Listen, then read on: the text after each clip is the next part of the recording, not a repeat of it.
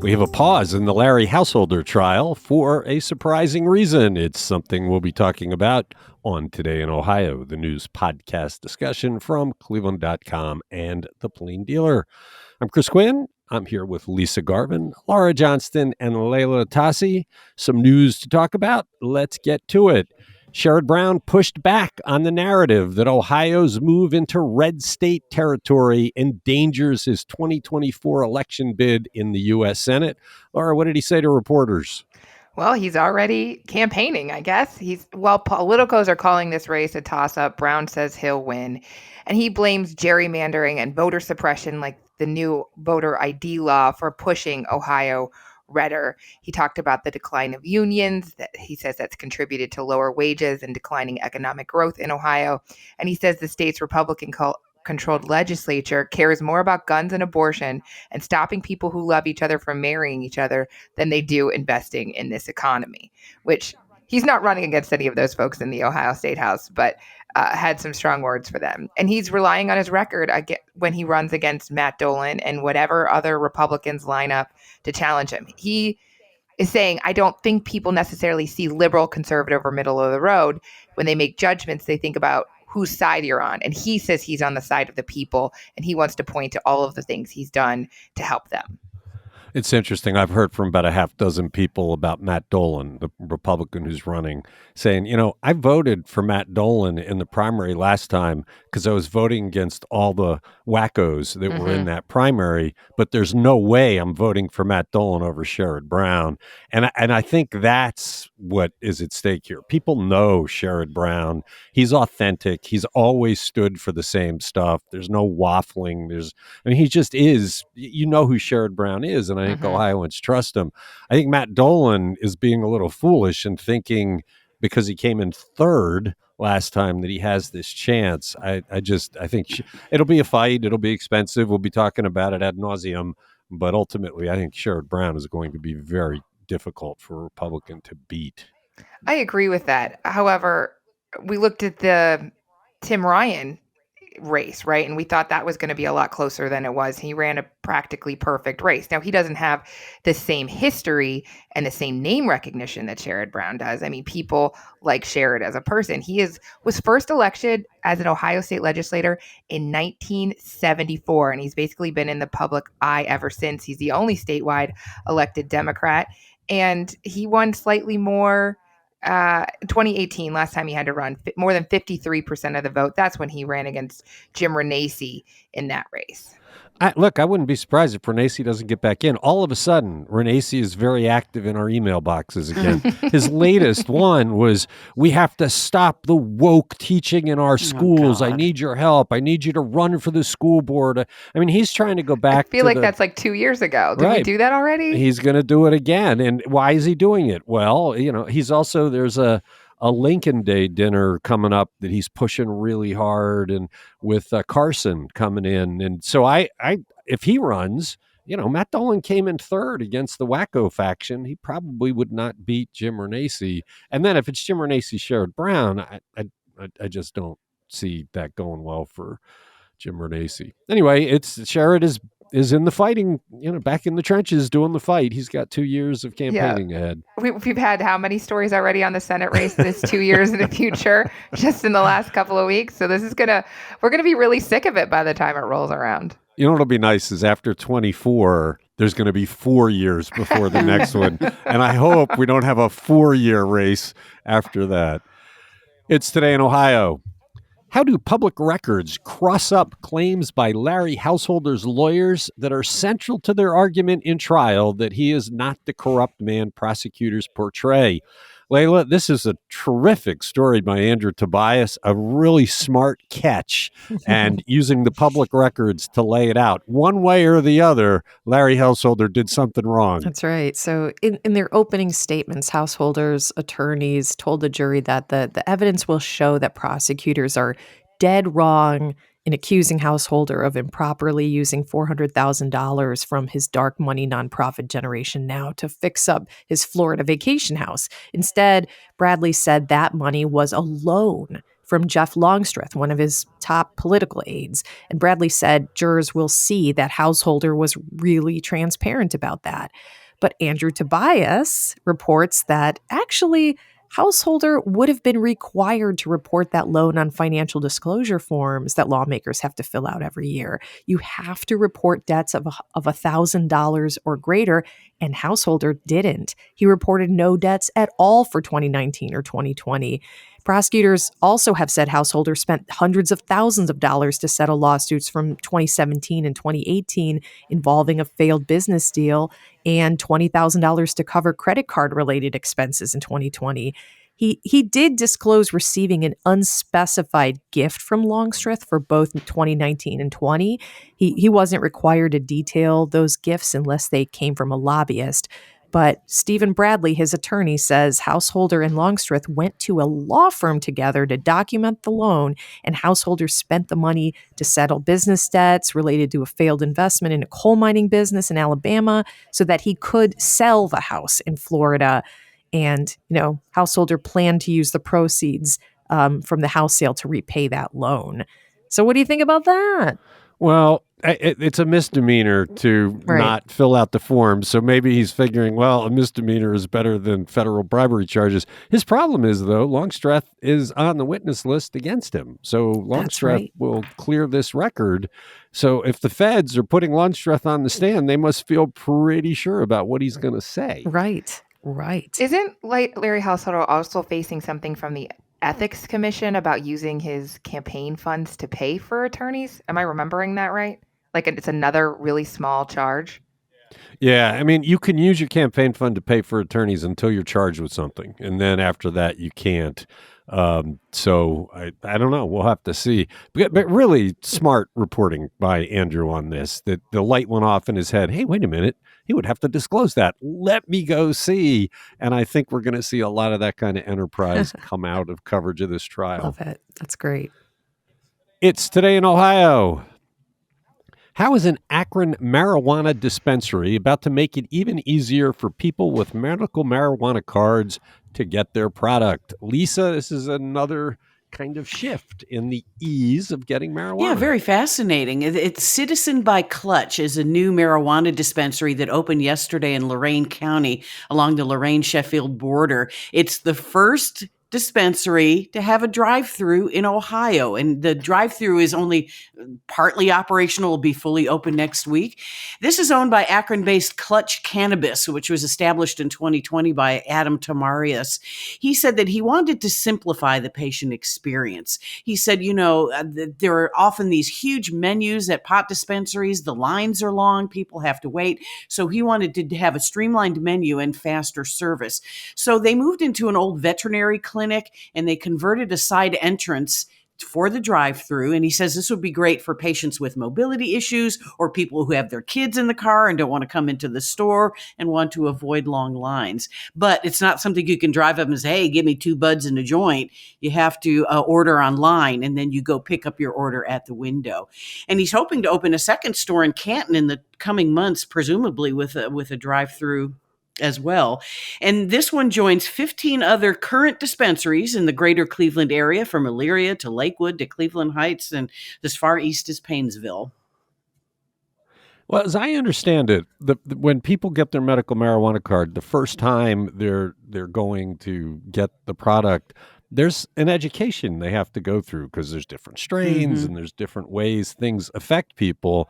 So I imagine that's what causes the lines. If you're a regular user, you know exactly what you want. You go in with your card. You just want to pick up and go.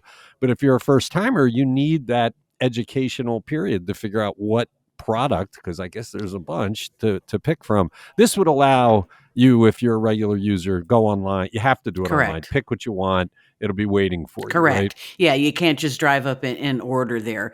But I think it's a great idea because, I have a friend with a medical marijuana card who has mobility issues. And I think this would be great for her to just be able to not even get out of her car.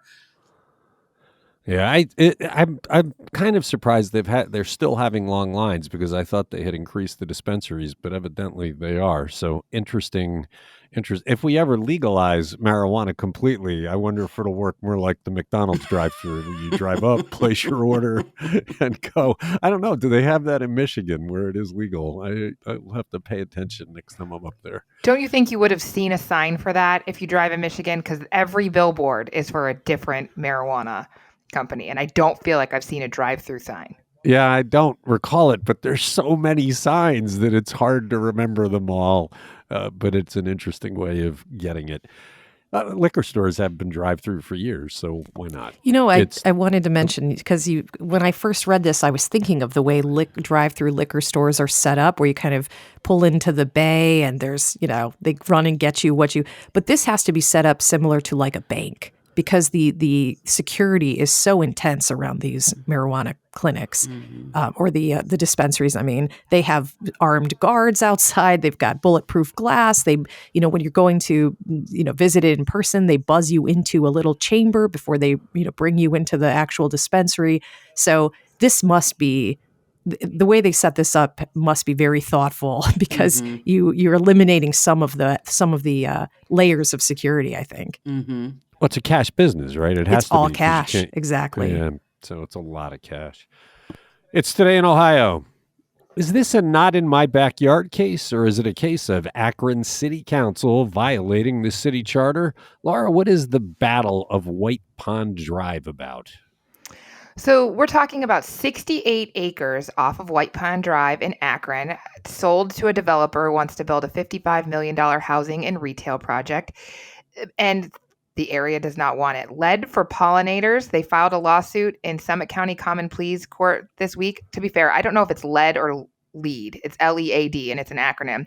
They say Akron City Council violated the previous ordinance because when it voted to sell this to Triton Property Ventures in December, they say city ordinances require 2/3 of council to approve the sale, and it passed only 7-6 December 12th. But the city says that majority is only needed if it's adopted as an emergency or without 3 separate readings. And this was the 3rd reading, which, from my knowledge of government meetings, that's generally how it goes. You need an overriding majority if you want to do it quickly in an emergency. Otherwise, 3 readings so the public has lots of say. But the idea is 100 ranch-style living units, 100 townhomes, and up to 30,000 square feet of retail or commercial space. I want to make this clear. I grew up in Akron. I wasn't around White Pond Drive a lot, but this is not like a pristine area next to a national park. This is exit right off 77. It's an interchange there. There's a dentist. My dentist office used to be there. There's a bunch of apartments. So it's not like a park anyway. They just want to see this preserved because it probably is one of the last big parcels of undeveloped land. Is there an argument that because it's a land sale that it must need a bigger majority? Because it would seem like this is very cut and dried. If they had 3 readings and the rules are you just need a simple majority, then that they wouldn't have grounds here. I don't know Akron City Charter. Warner Mendenhall is the one who is fighting this, and he is a very well-known Akron lawyer. Remember when we talked about the Highland Square bar on COVID a couple weeks ago? He's the lawyer in that case. I believe he ran for mayor at one point. So he knows what he's doing, and I don't know what the merits of this case are. It'll be interesting to see it play out. The city says it's always planned to develop it. It bought the property in 2006 for $7 million and then sold the property to Triton for $725,000. So they definitely didn't make money on this. What do the people that oppose it want to happen to the land? They want it preserved. They want to be undeveloped. They want a park. So they all live around there and they don't want more development? That's my reading. So it's not in my backyard. I would say this is a pretty NIMBY case. Okay. All right. It's Today in Ohio. We don't talk about Ukraine much on this podcast because it's focused on Ohio and Northeast Ohio. But a Deputy United States Secretary of State was in town this week to give a City Club speech explaining why the war in Ukraine should be top of mind for Ohioans. Layla, what was her argument? Yeah, Deputy Secretary of State Wendy Sherman spoke about the role of the United States in the ongoing war in Ukraine and why matters of foreign policy that seem really far removed from us should have relevance to our lives. And in the case of Ukraine, it should matter to us, she said, because that war is a war on democracy. not only do many Americans have family in the Ukraine and cultural ties to Ukraine, but Russian President Vladimir Putin presents a threat to democracy around the world, she said. To back down from the United States' commitment to support the Ukrainian people would ultimately send a message of weakness to other leaders who may have similar ideologies. She gave her impressions of the situation facing the citizens of Ukraine and the many ways that Russian aggression against Ukrainians has affected the lives of people in Cleveland, around the country, and the world. And the current Russian strategy, she said, is disrupting power supplies around the country that are essential for heat and water supplies. She said, what Putin couldn't win on the battlefield, he's trying to win by freezing people in their homes. And she pointed to what Ohio is doing and can do to support the Ukrainian people or stand against Russia. More than 3,000 Ukrainians have been given refuge here in Northeast Ohio. And the fact that Ohio will soon be home to one of the world's largest manufacturing plants for solar panels contributes to the global effort to rely less on Russian oil. It's one of the benefits of having the City Club of Cleveland, because if you don't have that, if you don't have this storied institution that is known for powerful speeches, we wouldn't be talking about this. I mean, this injects into the Cleveland conversation topics that should be top of mind. So credit to the City Club. Yeah, for it sounds like she gave speeches in a couple different locations in Ohio, but of course the City Club makes it very accessible for people. You can listen, you can watch, and I agree with you. Yeah, and I think you can check almost all of their speeches. You can check out on their website; they are recorded. It's Today in Ohio. All right, you wouldn't know it to look outside today, but this has been an unusually warm winter. Lisa, what might that mean for Ohio's maple syrup industry? Well, this is actually the fifth warmest January since 1938. The average high temperature so far this month is 43.5 degrees. That's 7 degrees higher than the normal, which is 35.8 degrees. The most recent warm winter was 2020, where the average, or January, was 40 degrees in 2020. And the average overnight low temperature is higher. So for this month, it was 32.7 degrees. That's 10 degrees higher than normal. Normally this year, it's 22 degrees for the low. And this is the highest since records began being taken at Hopkins Airport in 1938. Also behind on snow. We've only had 8.1 inches of snow this month. Usually we get about 14. So what does this mean for the maple syrup industry? Well, sap collection, they usually start to tap the trees in mid-February, and it usually lasts about 3 to 4 weeks. Some producers have considered tapping trees early because of the warm weather, but we talked to Ohio State Extension Education Coordinator Les Ober, and he says none of the big producers have tapped so far. There's one small one that has opened their sugaring house, but they're looking at several different forecasts and they're all different. He says that most of them, though, indicate there's going to be a cold period in early February. Lake Metro Parks Farm Park plans to tap their maples in about 2 weeks, and that's about 1 week early for them. And I didn't know what really makes sap run, but it's warm days and cold nights that make the sap run. And if there's a cold snap during that time, the sap production stops. It has been an unusual winter because we've had multiple warm spells. I've had, I think, 3, and each time I have some bulbs. First, they came up.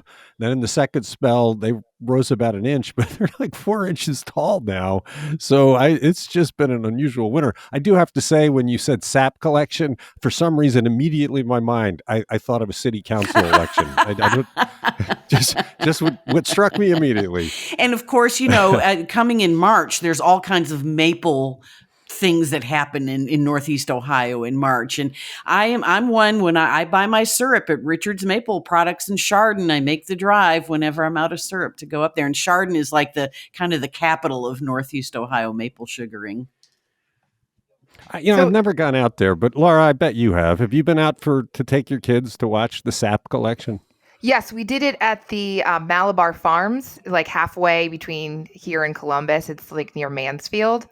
It's a cool farm, and they actually have the draft horses that will take you back in there. I think they do it a couple of weekends in late February or early March. And when those first days, when they're sunny in the middle of the day, and it's just like you can feel spring, it is a really cool thing to see.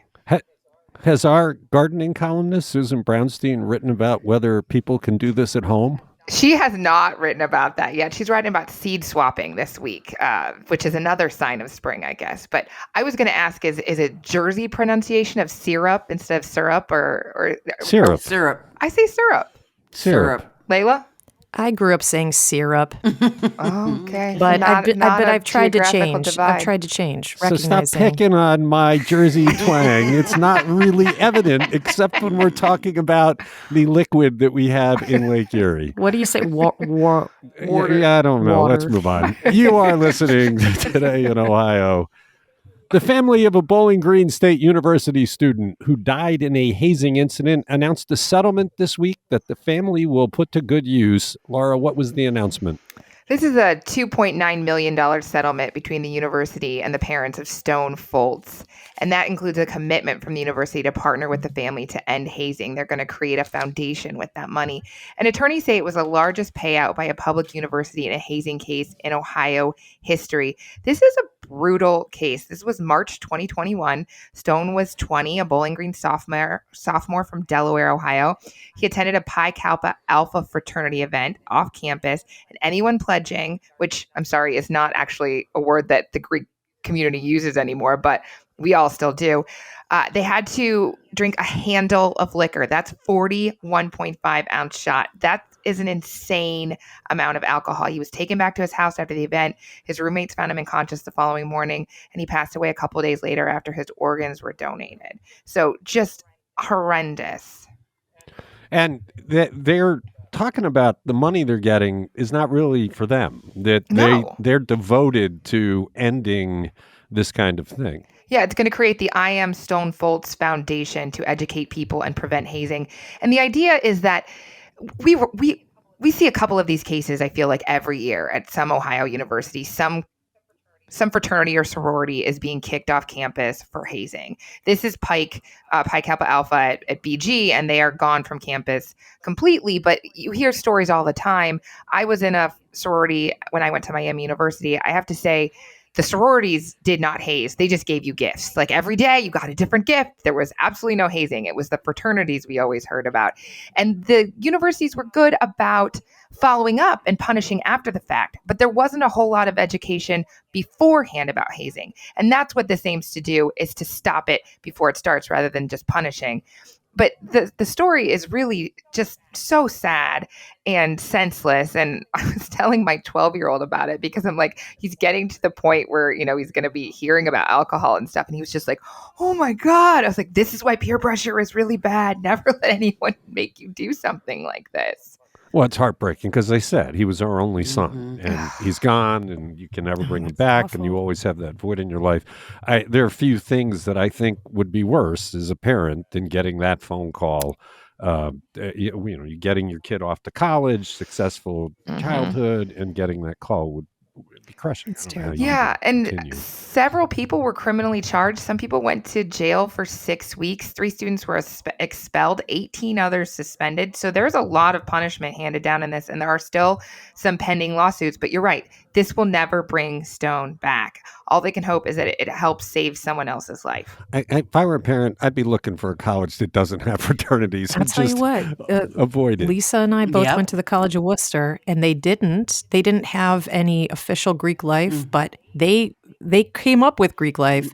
They were I was going to say, they had fake fraternities and sororities that were just as bad about hazing. Yes, they were. I don't know if you can stop it. Yeah, and I think the urban legend was the reason we didn't have national frats at College of Worcester is because there was a hazing incident back in the 30s. I don't know if that was true, but you're right. The Oats would always get in a lot of trouble. Oats.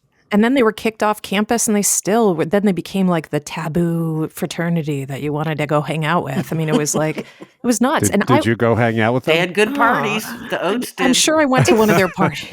It's just so bizarre that, like, we want you to join our brotherhood. We're going to be friends for life. First, we're going to torture you. Torture, exactly. Right. It is torture. I don't understand that. I was at the College of Worcester once when one of the hazing incidents was that they challenged one pledge to run toward this glass window and then try to stop him. I don't know, understand what they were trying to tell him. He ran through the glass window and nearly died. It was terrible. And it's such a small campus that just rocked it to its core. Mm-hmm. It was awful. I don't understand that either, Laura. Like, what? They should be All right. be banned. At least this settlement will go toward trying to reduce it, so credit to his family.